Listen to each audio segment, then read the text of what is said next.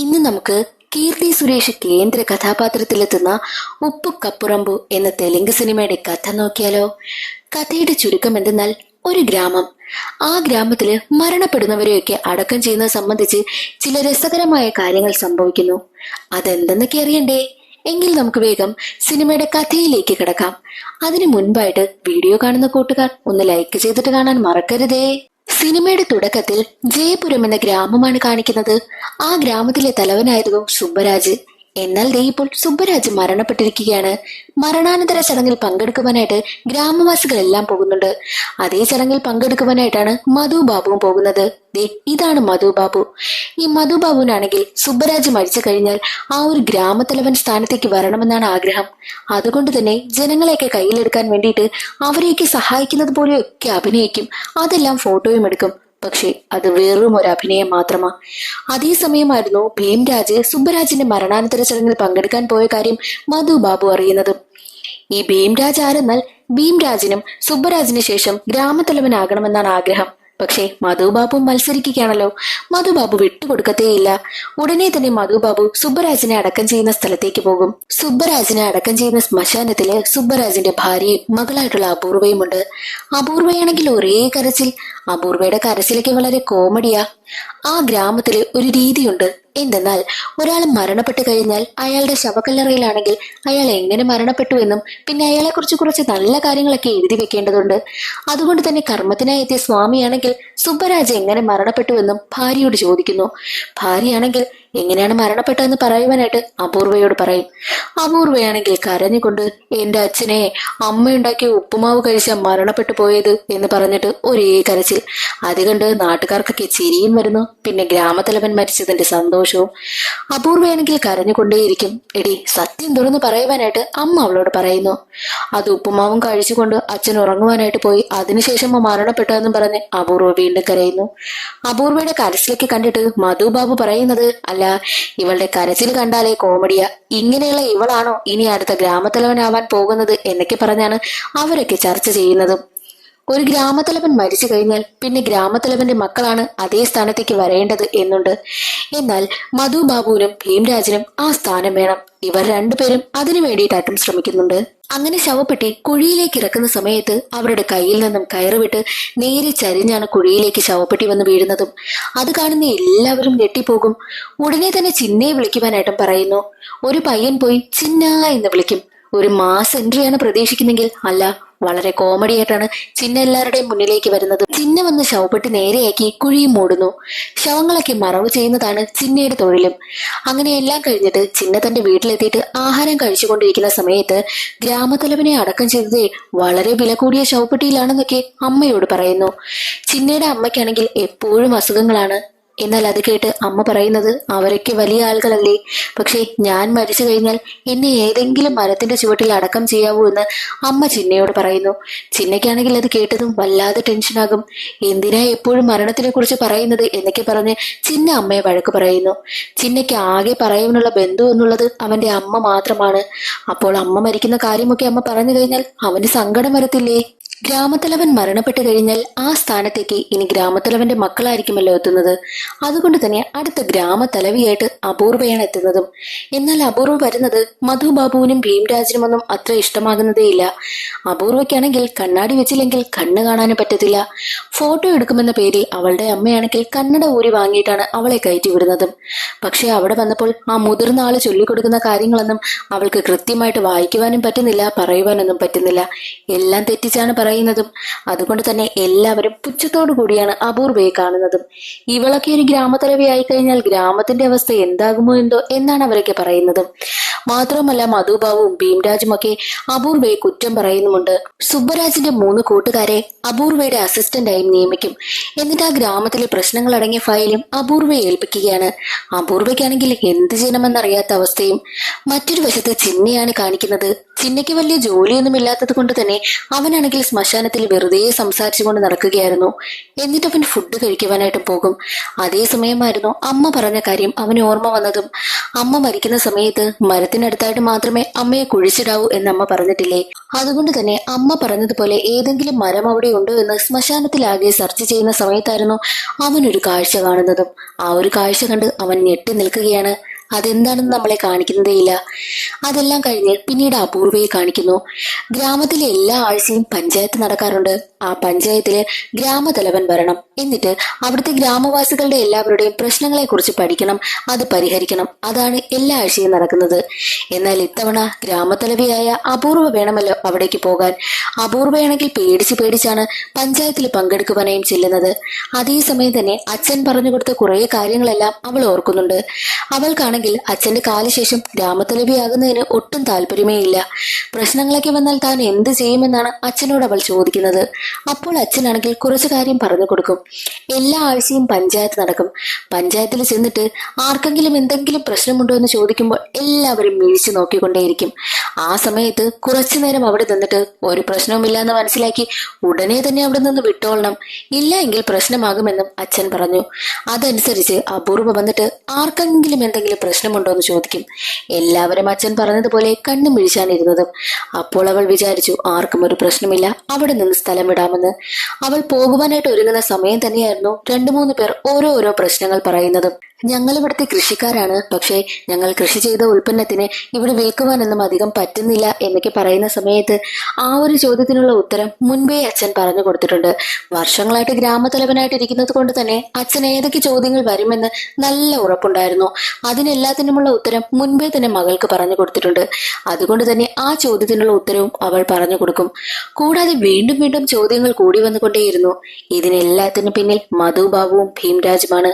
എന്തെന്നാൽ പഞ്ചായത്തിൽ പങ്കെടുക്കുവാനായിട്ട് അപൂർവ വരുന്ന സമയത്ത് അവൾക്ക് മറുപടി കൊടുക്കാൻ പറ്റാത്ത വിധം അവളെ വട്ടെടുപ്പിക്കുവാനായിട്ട് ഓരോരുത്തർ ചോദ്യം ചോദിക്കുവാനായിട്ട് ഈ മധുബാബുവും ഭീംരാജും റെഡിയാക്കി നിർത്തിയിരുന്നു. പക്ഷേ അവിടെ അവർ തോറ്റുപോയി. അപൂർവയാണെങ്കിൽ എല്ലാത്തിനും മറുപടി കൊടുത്തുകൊണ്ടേയിരിക്കും. അവസാനം ചോദ്യം ചോദിച്ച് ആളുകളും തളർന്നു, ഉത്തരം പറഞ്ഞ് അപൂർവയും തളർന്നു. അവളൊന്ന് റെസ്റ്റ് എടുക്കുവാനായി തീരുമാനിച്ച സമയത്ത് ദേ ചിന്ന എഴുന്നേറ്റ് നിൽക്കും. ഇനി നിനക്കെന്ത് ചോദിക്കാനാണ് അപൂർവ ചോദിക്കുമ്പോൾ ചിന്ന പറയുന്നത്, ഇനി ശ്മശാനത്തില് കൂടിപ്പോയാൽ 2-3 പേരെ അടക്കം ചെയ്യുവാനേ പറ്റൂ. ശ്മശാനത്തിൽ സ്ഥലമില്ല. അതിനു വേണ്ടിയിട്ട് എന്തെങ്കിലും ഒരു പരിഹാരം കണ്ടെത്തണമെന്നും ചിന്ന പറയും. ഈ ഒരു പ്രശ്നത്തിലുള്ള പരിഹാരം അച്ഛൻ പറഞ്ഞു കൊടുത്തില്ല. അതുകൊണ്ട് തന്നെ ഇതിനെന്ത് മറുപടി കൊടുക്കുമെന്ന് അവൾ ആലോചിച്ച് നിൽക്കും. എന്നിട്ട് അവൾ പറയുന്നുണ്ട്, അല്ല ശ്മശാനത്തിൽ ഇനി സ്ഥലമില്ലെങ്കിൽ ഞാൻ എന്ത് ചെയ്യാനാ എന്നവൾ ചോദിക്കും. അപ്പോൾ എല്ലാ ജനങ്ങളും കൂടി ഇതിനെല്ലാത്തിനും പരിഹാരം കണ്ടെത്തി തരേണ്ടത് ഗ്രാമത്തലവിയാണെന്ന് പറഞ്ഞ് വല്ലാതെ ബഹളമുണ്ടാക്കുന്നു. അത് കാരണം വേറെ വഴിയില്ലാതെ അപൂർവയാണെങ്കിൽ 2 ദിവസം എനിക്ക് സമയം താ, ഞാൻ ആലോചിച്ചിട്ട് വന്ന് മറുപടി പറയാമെന്നും അവൾ പറയുന്നു. അവൾക്കാണെങ്കിൽ ആകെ ടെൻഷൻ. വീട്ടിലെത്തിയിട്ട് എന്ത് ചെയ്യുമെന്നൊക്കെ ചിന്തിച്ചു നിൽക്കുകയാണ്. മാത്രമല്ല അവൾക്ക് വല്ലാത്ത ദേഷ്യവും വരുന്നുണ്ട്. അപൂർവയാണെങ്കിൽ ആ ഒരു ഗ്രാമത്തിന്റെ മാപ്പ് എടുത്ത് നോക്കും. പക്ഷെ അതിലെല്ലാം ചെറിയ സ്ഥലങ്ങളാണ്. ഒരു ശ്മശാനം ആരംഭിക്കുന്നതിന് വേണ്ടിയിട്ടുള്ള സ്ഥലങ്ങളൊന്നും അവിടെ ഇല്ലായിരുന്നു. അതുകൊണ്ട് തന്നെ എന്ത് ചെയ്യുമെന്ന് ചിന്തിച്ചു നിന്ന അവളാണെങ്കിൽ നേരെ ചിന്നയുടെ വീട്ടിലേക്ക് വരും. ചിന്നയാണെങ്കിൽ അപൂർവയെ കണ്ട് ഞെട്ടിപ്പോകും. സാധാരണ ഗ്രാമത്തലവന്മാരാണെങ്കിൽ ആരെങ്കിലും കാണണമെങ്കിൽ അവരെ വീട്ടിലേക്ക് വിളിപ്പിക്കുകയാണ് ചെയ്യുന്നത്. എന്നാൽ ദേ ഗ്രാമത്തലവിയായിട്ടുള്ള അപൂർവ ചിന്നയുടെ വീട്ടിലെത്തിയിരിക്കുന്നത് കണ്ടാണ് അവൻ ഞെട്ടി നിൽക്കുന്നതും. അവളാണെങ്കിൽ ചിന്നയോട് ഇതിനെന്തെങ്കിലും വഴി കണ്ടെത്തി തരുമോ, 2 ദിവസത്തിനകം ഞാനിതിന് മറുപടി കൊടുക്കണമെന്നും അവൾ പറയും. അപ്പോൾ ചിന്ന പറയുന്നത്, എന്ത് ചെയ്യാനാ, ആകെ 4 പേരെ അടക്കം ചെയ്യാൻ മാത്രമേ സ്ഥലമുള്ളൂ. ഒരു കാര്യം ചെയ്യാം, ഈ ഗ്രാമത്തില് വയസ്സായി മരിക്കാറായി കിടക്കുന്ന എത്ര പേരുണ്ടെന്നുള്ള ലിസ്റ്റ് എടുക്കണം. അതിൽ ആരാണോ ആദ്യം മരിക്കുന്നത് എന്നൊക്കെ നോക്കാമല്ലോ. അതുകൊണ്ട് എത്രയും വേഗം അവരെ കണ്ടെത്തണമെന്നും അപൂർവയാണെങ്കിൽ ചിന്നയോട് പറയും. ചിന്നയ്ക്കാണെങ്കിൽ ഒരുപാട് സന്തോഷമായി. കാരണം ഗ്രാമത്തലവി വന്ന് ചിന്നയ്ക്കാണെങ്കിൽ ഒരു ജോലി കൊടുത്തിരിക്കുകയാണല്ലോ. അത് എത്രയും വേഗം നന്നായി നടത്തി കൊടുക്കണമെന്നാണ് ചിന്നയുടെ മനസ്സിൽ. ചിന്നയാണെങ്കിൽ അടുത്ത ദിവസം ആ ഗ്രാമത്തിൽ എത്ര പേര് വയസ്സായി മരിക്കാറായി കിടക്കുന്നുണ്ട് എന്നുള്ളതിന്റെ ലിസ്റ്റ് എടുക്കുന്നു. മറ്റൊരു വശത്ത് അപൂർവയും പിന്നെ അവളുടെ അച്ഛന്റെ 3 കൂട്ടുകാരില്ലേ അവരും കൂടി ചർച്ച ചെയ്യുകയാണ് ഈ പ്രശ്നം എങ്ങനെ പരിഹരിക്കാം എന്നുള്ള കാര്യമൊക്കെ. പക്ഷെ അവർക്കും വലിയ ഐഡിയ ഒന്നുമില്ല. നമുക്ക് ഡെഡ് ബോഡിയെല്ലാം കത്തിച്ചു കളഞ്ഞാലോ എന്ന് അപൂർവ ചോദിക്കുമ്പോൾ, നിനക്കറിയത്തില്ലേ ഈ ഗ്രാമത്തിൽ അങ്ങനെ ഒരു രീതിയില്ല എന്ന്, അങ്ങനെ ചിന്തിക്ക പോലും പാടില്ല, കുഴിച്ചിടുന്നതാണ് നമ്മുടെ ഗ്രാമത്തിൽ പറഞ്ഞിട്ടുള്ളത് എന്നുള്ള കാര്യമൊക്കെ ആ 3 പേരും പറയുന്നു. അങ്ങനെ ചിന്നയാണെങ്കിൽ ഗ്രാമത്തിൽ എത്ര പേർ മരിക്കാറായി കിടക്കുന്നു എന്നതിന്റെ ലിസ്റ്റ് എടുത്തുകൊണ്ടുവരുന്നു. അതനുസരിച്ച് അടുത്ത പഞ്ചായത്തിൽ അപൂർവ പറയുന്നത് ഈ ഗ്രാമത്തിൽ മരിക്കാറായി കിടക്കുന്നവരുടെ ലിസ്റ്റ് എടുത്തിട്ടുണ്ട്. ആരാണോ ആദ്യം മരിക്കുന്നത് അവരെ കൊണ്ടുവന്ന് അതിൽ 4 പേരെ കൊണ്ടുവന്ന് ശ്മശാനത്തിൽ അടക്കം ചെയ്യാം. പിന്നെ ബാക്കിയുള്ളവരുടെ വെച്ച് ഏകദേശം ഒരു 2 വർഷമൊക്കെ എടുക്കുമല്ലോ. അതിനിടയിൽ വെച്ച് നമുക്ക് ഈ പ്രശ്നത്തിന് പരിഹാരം കണ്ടുപിടിക്കാമെന്നും അപൂർവ പറയുന്നു. എന്നിട്ട് അപൂർവയാണെങ്കിൽ ആരുടെയൊക്കെ പേരാണ് ലിസ്റ്റിലുള്ളതെന്നും വായിക്കുന്നു. അത് കേട്ട് മധുബാബു ചോദിക്കുന്നത്, എന്റെ അച്ഛനും വയസ്സായി കിടക്കുകയാ, എന്റെ അച്ഛന്റെ പേരെന്താ ലിസ്റ്റിൽ എഴുതാത്തത് എന്ന് ചോദിക്കും. ഉടനെ ഭീംരാജൻ ചോദിക്കുന്നത്, ഞാനും വയസ്സായ ആളല്ലേ, എന്തുകൊണ്ട് എന്റെ പേര് എഴുതിയില്ല എന്നും ഭീംരാജൻ ചോദിക്കുന്നു. അങ്ങനെ അവരുടെ 2 പേരുടെയും പേരും കൂടെ എഴുതുകയാണ്. മാത്രവുമല്ല ആ ലിസ്റ്റിൽ ചിന്നയാണെങ്കിൽ അവന്റെ അമ്മയുടെ പേര് കൂടെ എഴുതിയിട്ടുണ്ടായിരുന്നു.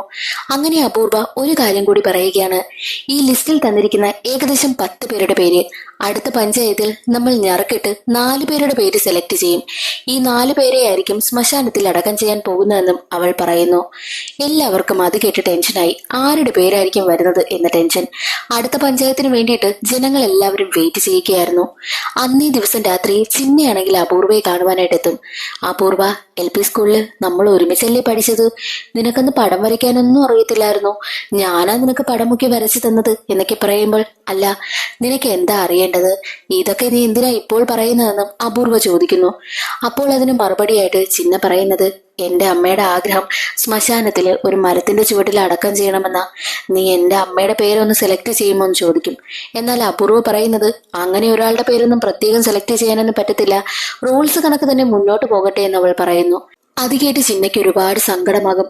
അവൻ അവിടെ നിന്നും പോകുവാനായി ഒരുങ്ങുന്ന സമയം തന്നെ അപൂർവ ചോദിക്കും, അല്ല നീ എന്താ തുടർന്ന് പഠിക്കാത്തത്?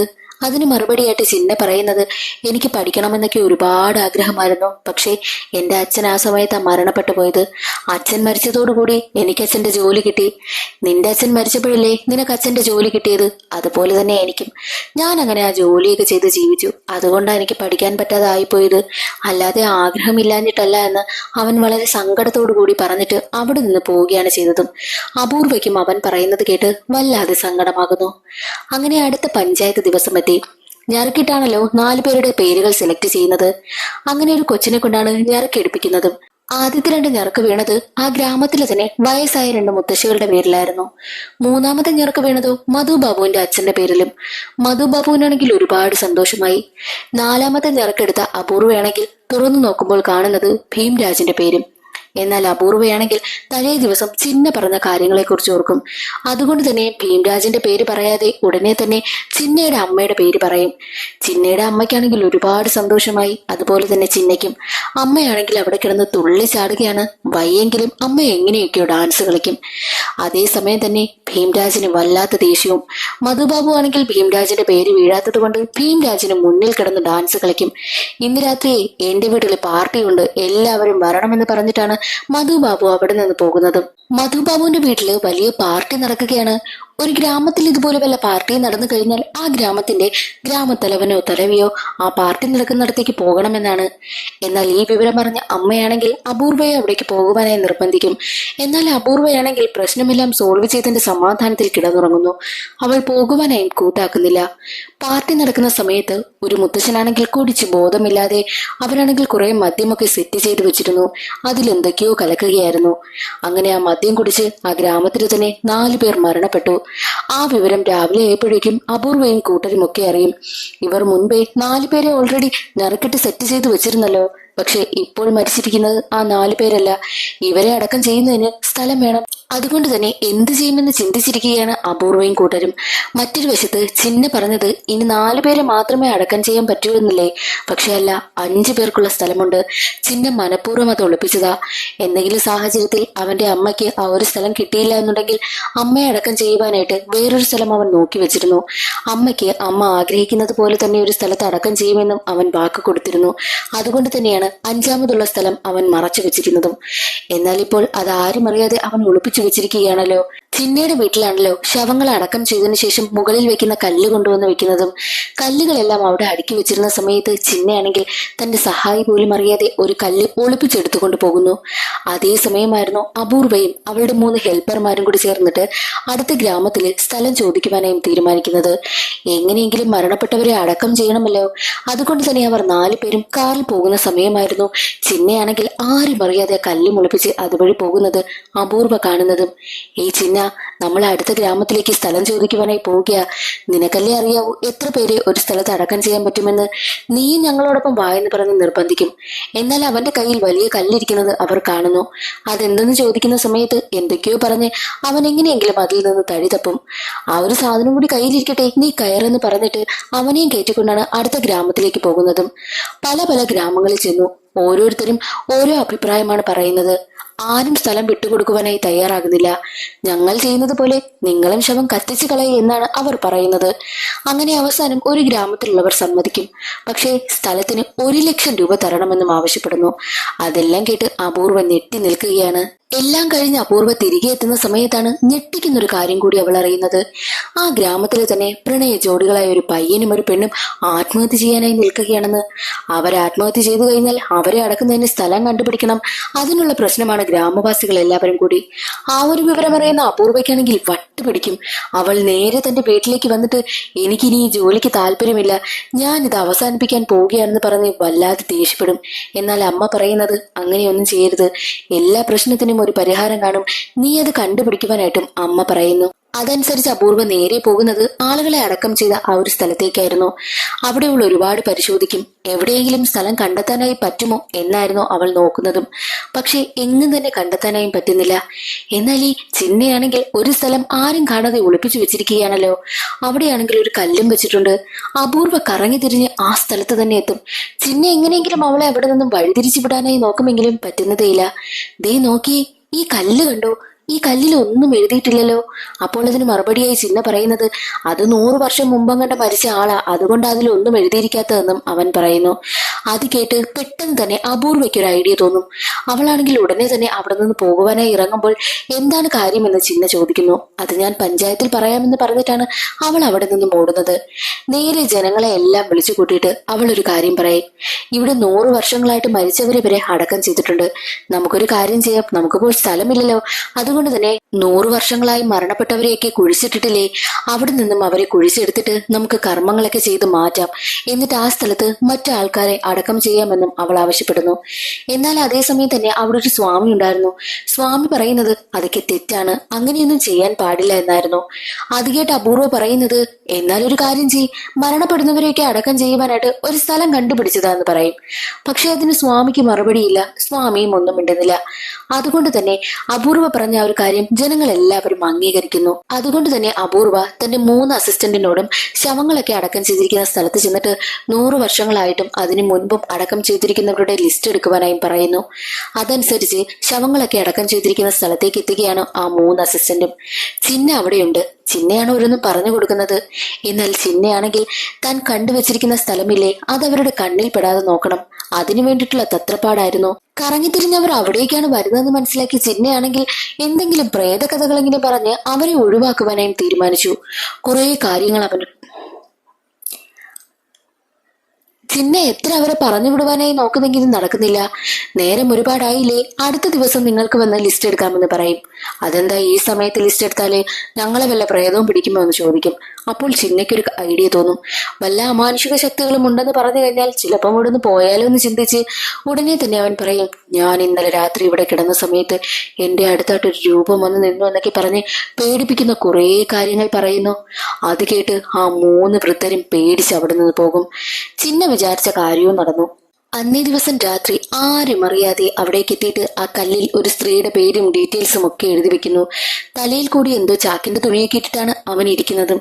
അതേസമയം തന്നെയായിരുന്നു ആ ഗ്രാമത്തിലെ കുടിച്ചൊക്കെ നടക്കുന്ന ആ വയസ്സായ വൃദ്ധനില്ലേ, അയാളും അവിടേക്ക് വന്നത്. എന്നാൽ ചിന്നയാണെങ്കിൽ കല്ലിൽ കൊത്തുന്ന ശബ്ദമൊക്കെ അയാൾ കേൾക്കുന്നു. അയാൾ കരുതുന്നത് ആ ശ്മശാനത്തിനുള്ളിലായിട്ട് എന്തോ പ്രേതാത്മാവുണ്ടെന്ന. അയാൾ പേടിച്ച് അവിടെ നിന്ന് എഴുന്നേൽക്കുന്ന സമയം തന്നെ തന്റെ പണികളെല്ലാം കഴിഞ്ഞിട്ട് ചിന്നയും പോകുവാനായി ഇറങ്ങും. ചിന്നയാണെങ്കിൽ തലയിൽ തലയിൽ കൂടി ചാക്കിട്ടിരിക്കുകയാണല്ലോ. അതുകൊണ്ട് തന്നെ അയാളാണെങ്കിൽ ചിന്ന ഒരു പ്രേതമാണെന്ന് കരുതി ബോധം കെട്ടു വീഴുന്നു. അടുത്ത ദിവസം ലിസ്റ്റ് എടുത്തതുപോലെ തന്നെ അത്രയും ആളുകളുടെ കുഴിമാടമാണെങ്കിൽ തോണ്ടുവാനായും തീരുമാനിച്ച് അപൂർവയും ഗ്യാങ്ങും അവിടെ എത്തിയ സമയത്താണ് അത് പാടില്ല എന്ന് സ്വാമി പറഞ്ഞെന്നും പറഞ്ഞ് ഒരാൾ അവിടേക്ക് വരുന്നതും. അതിന് പിന്നിലൊരു കാരണമുണ്ട്. തലേ ദിവസം ചിന്നയാണെങ്കിൽ ആ ഒരു ശ്മശാനത്തിലിരുന്ന് ചെയ്യുന്ന കാര്യം ശബ്ദം കേട്ടല്ലോ ഒരാളാണെങ്കിൽ. അയാൾ ചിന്നയെ കരുതിയത് പ്രേതമാണെന്നാണല്ലോ. ആ വയസ്സായ ആൾ ഇപ്പൊ സ്വാമിയുടെ അടുത്ത് പറഞ്ഞിരിക്കുന്നത് ശ്മശാനത്തിൽ പ്രേതമുണ്ട്, ഞാൻ കണ്ടു, ഞാൻ ശബ്ദങ്ങളും കേട്ടു, ഞാൻ നേരിൽ കണ്ടതാണെന്നൊക്കെ പറഞ്ഞ് വല്ലാത്ത പ്രശ്നം. അതുകൊണ്ട് തന്നെ സ്വാമി പറയുന്നത് എനിക്ക് തോന്നുന്നത് നമ്മുടെ പൂർവികർക്ക് ശവക്കുഴി തോണ്ടുന്നതിനോട് ഒട്ടും താല്പര്യമില്ലെന്ന, അതുകൊണ്ടായിരിക്കും ഇത്തരം പ്രശ്നങ്ങൾ. അതുകൊണ്ട് തന്നെ അത് നിർത്തലാക്കാമെന്നും ആ ഒരു സ്വാമി പറയുന്നു. അത് കേട്ട് ജനങ്ങൾ എല്ലാവരും അംഗീകരിക്കുകയാണ് ചെയ്യുന്നതും. എന്നാൽ അതേസമയം തന്നെ ഗ്രാമത്തിൽ മറ്റൊരു പ്രശ്നമുണ്ടാകുന്നു.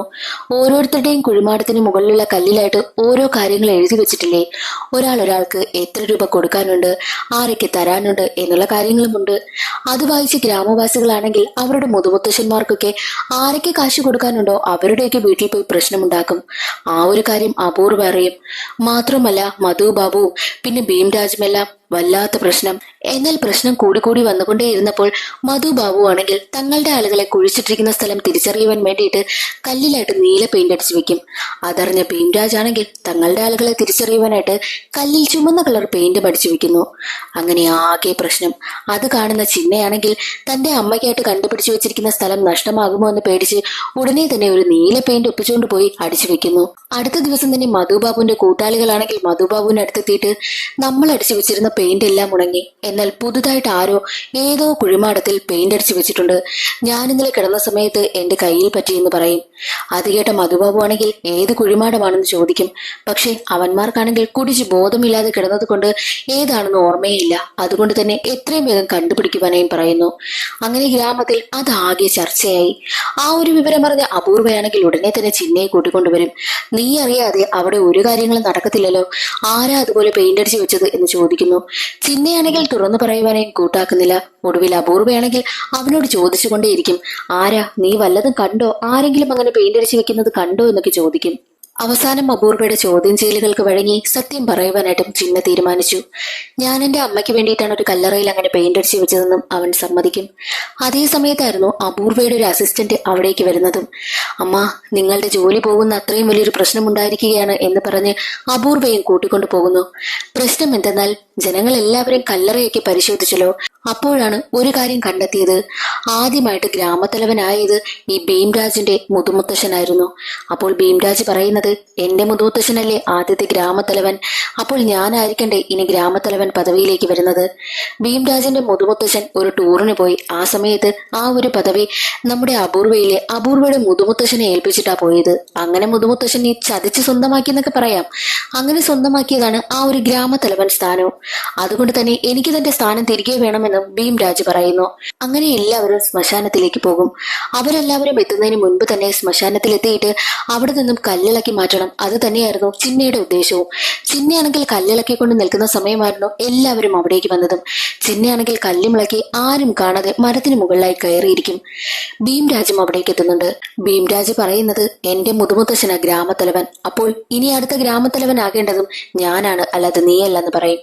എന്താ, ഗ്രാമത്തലവൻ സ്ഥാനമല്ലേ വേണ്ടത്, എടുത്തോ, എനിക്ക് വേണ്ടെന്നും അപൂർവ കൂളായിട്ട് പറയുന്നു. അപൂർവയുടെ മൈൻഡ് അത്രയും ചിന്ന എവിടെയായിരിക്കും എന്നായിരുന്നു. അവൻ എങ്ങനെയെങ്കിലും രക്ഷപ്പെട്ടാൽ മതി അപൂർവയ്ക്ക്. അതേ സമയമായിരുന്നു മരത്തിന്റെ ചില്ല ഒടിഞ്ഞ് ദേ ചിന്ന താഴേക്ക് വീഴുന്നതും. അവന്റെ കയ്യിൽ നീല പെയിന്റ് അടിച്ചിരിക്കുന്ന കല്ലും കാണുന്നു. അതോടുകൂടി ചിന്നയാണ് പെയിന്റ് അടിച്ചു വെച്ചിരിക്കുന്നതെന്ന് എല്ലാവർക്കും മനസ്സിലായി. എല്ലാവരും ചിന്നയെ ഒരുപാട് തല്ലും. അങ്ങനെ പുതിയ ഗ്രാമത്തലവനായിട്ട് ഭീംരാജ് കയറിയിട്ടുണ്ടല്ലോ. ഭീംരാജ് ആണെങ്കിൽ ഒരു പഞ്ചായത്ത് നടത്തും.